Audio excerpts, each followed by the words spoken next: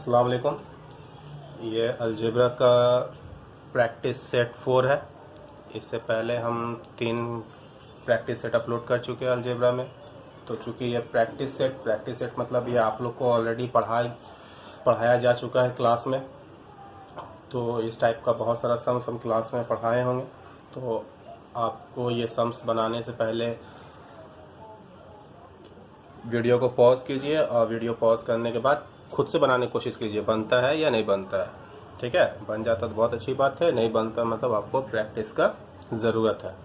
तो देखिए ये फर्स्ट सम्स, आप बाबू इस सम्स को गौर से देखिए। यहाँ पे 2 पे पावर कितना दिया हुआ है 1/2, 3 पे पावर कितना दिया हुआ है 1/3, 6 पे पावर कितना दिया हुआ है 1/6, 12 पे पावर कितना दिया हुआ है 1/12। तो ये मेरा एक बार क्वेश्चन लिख रहे हैं। 2 पे पावर 1/2, 3 पे पावर 1/3, 6 पे पावर 1/6, 12 पे पावर 1/12 ये दिया हुआ। जब भी इस तरह का सम्स रहेगा, पावर जब भी किसी भी इंटीजर का पावर अगर फ्रैक्शन में दिया हुआ है तो हम लोग क्या करेंगे, ये जो पावर का जो डिनोमिनेटर देखो 2, 3, 6, 12, तो ये 2, 3, 6, 12 इसका हम लोग एलसीएम लेंगे। क्या लेंगे, इसका एलसीएम लेंगे।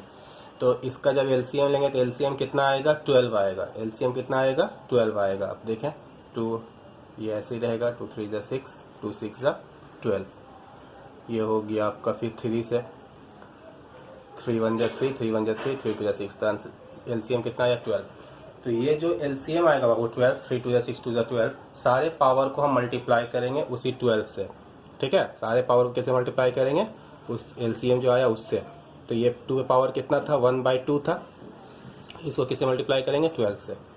उसी तरह 3 ये 1/3 है, इसको किससे मल्टीप्लाई करेंगे 12 से।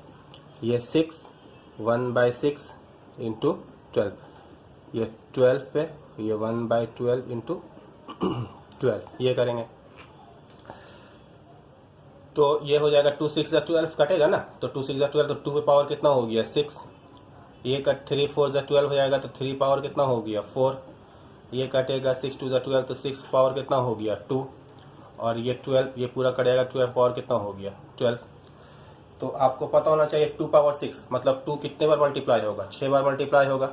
तो कितना आएगा 64। 2 पावर 6 मतलब क्या होता है 2 पावर 6, इसका क्या मतलब हुआ 2 कितने बार रहेगा 6 बार।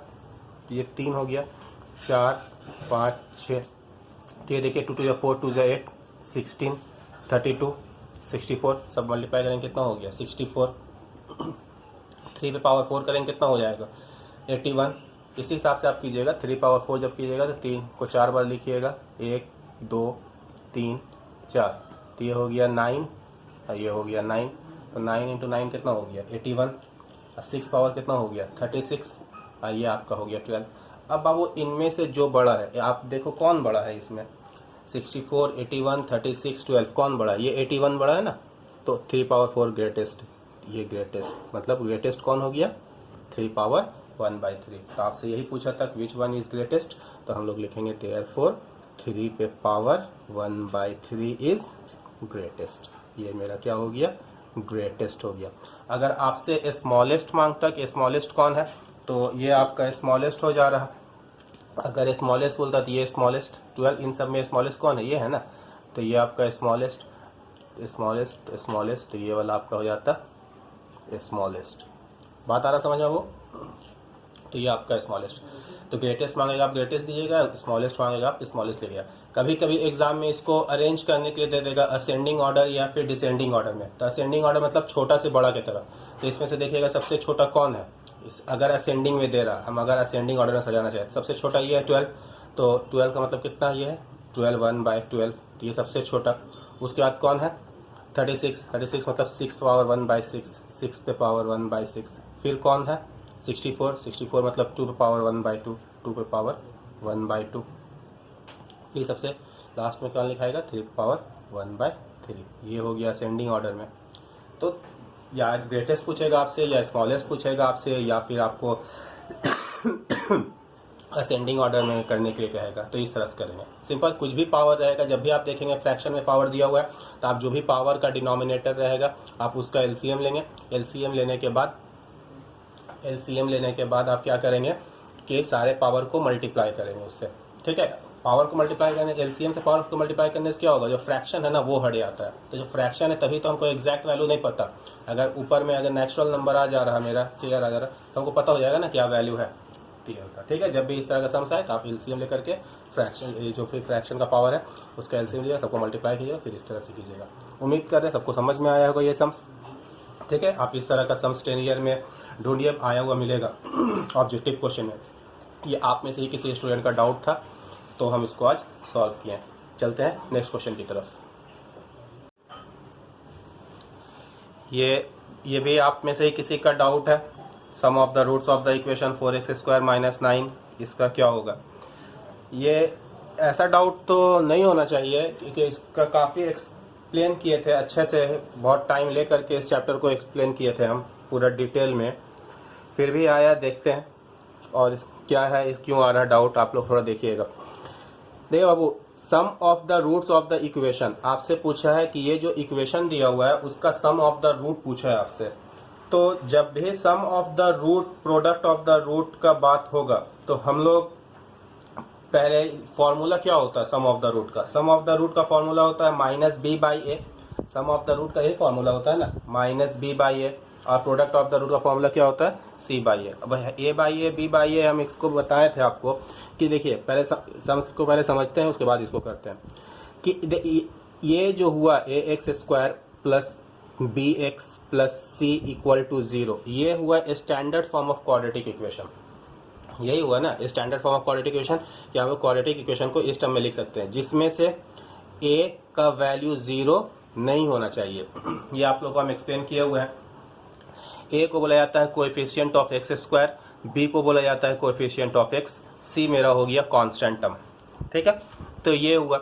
अगर आपसे सम ऑफ द रूट बोलता है, अच्छा a का वैल्यू नॉट इक्वल टू 0 ही रहेगा, ठीक है, क्योंकि अगर a का वैल्यू 0 हो जाता है, अगर मान लिया जाए a का वैल्यू 0 हो गया, ये a का वैल्यू मान लिया 0 हो गया, तो बाबू जैसे ही 0 हो गया तो a की जगह पे 0, तो 0 इंटू x² क्या हो जाएगा 0।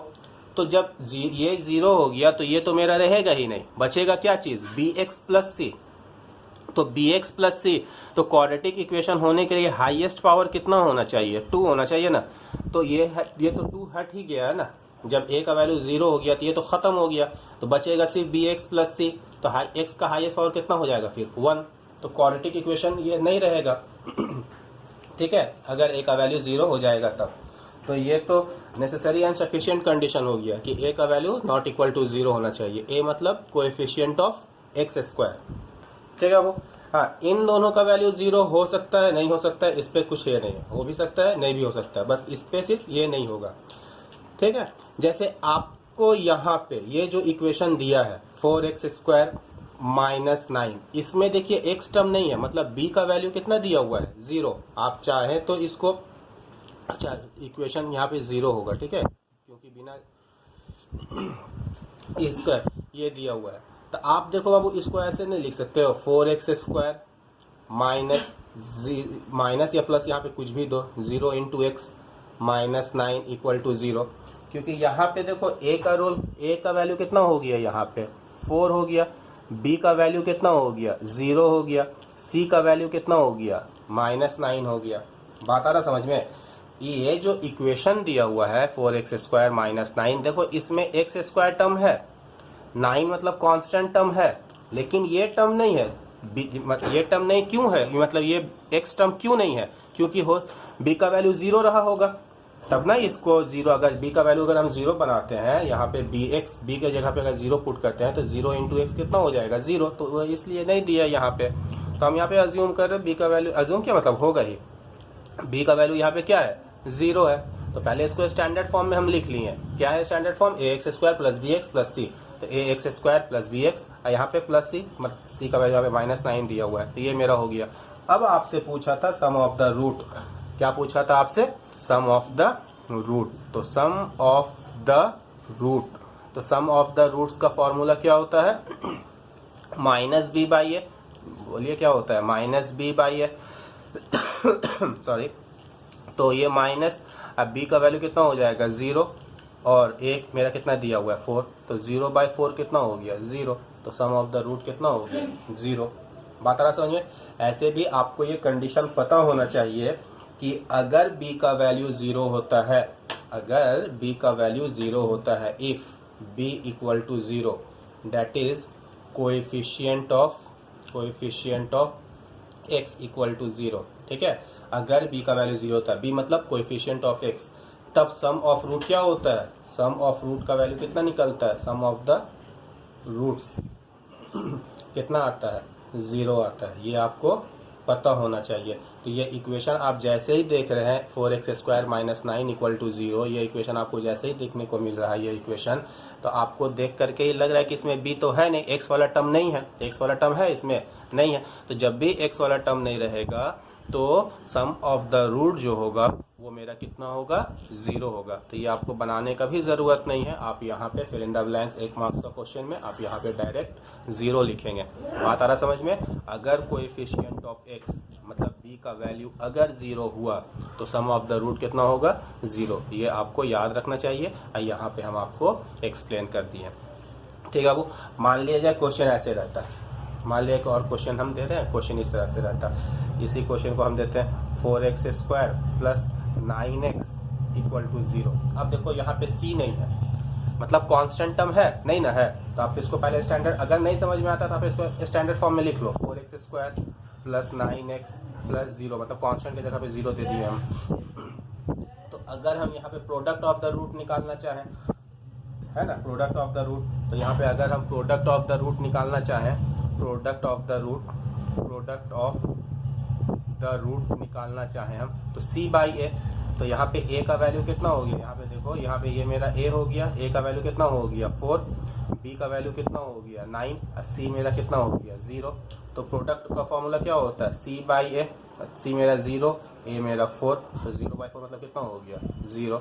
तो हम ये चीज़ जाने हैं कि अगर कांस्टेंट टर्म नहीं रहता है मेरा, अगर कांस्टेंट टर्म नहीं रहता है मेरा, तब प्रोडक्ट ऑफ द रूट कितना आता है 0 आता है। लेकिन अगर कोएफिशिएंट ऑफ x नहीं रहता है, मतलब अगर कोएफिशिएंट ऑफ x नहीं रहता है, मतलब b का वैल्यू अगर 0 होता है, तो मेरा सम ऑफ द रूट कितना आता है 0 होता है। तो ये सब आपको डायरेक्ट याद रहना चाहिए कि बिना टाइम वेस्ट किए हुए, मतलब ये क्वेश्चन देखे 1 सेकंड भी आपके लिए समझिए कि अच्छा नहीं है, अगर इसमें 1 सेकंड भी आप सोच रहे हैं तो बस ये चीज़ दिखा 0, सम ऑफ द रूट दिखा और इसमें आपको x वाला टर्म नहीं दिख रहा, मतलब 0 हो गया।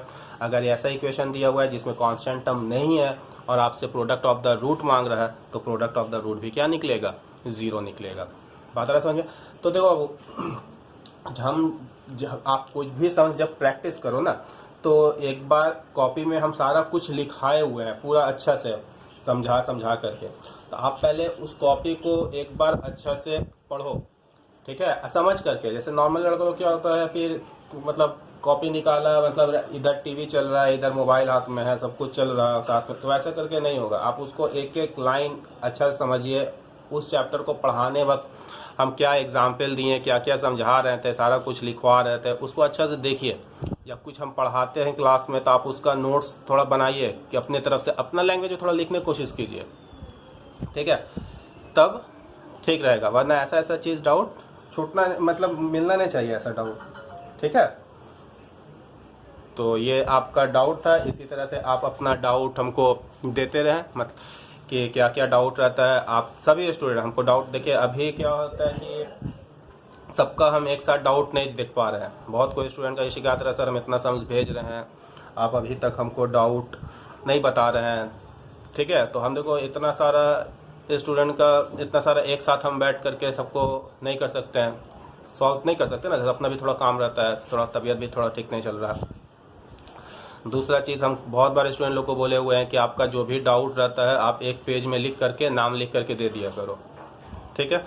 दूसरा और एक चीज़, जब किसी भी स्टूडेंट को हम सॉल्व करने के लिए क्वेश्चंस दें तो आप पेज में अपना नाम ज़रूर लिखें, क्योंकि आप तो पिक भेज रहे हैं तो वो पिक मेरा गैलरी में जाके सेव हो रहा है। तो गैलरी में क्या होता है, मतलब 60-70 मेरे पास आया रहता है या फिर 100 के आसपास सारा सम्स जमा रहता है। अब कौन किसका है कैसे पता चलेगा?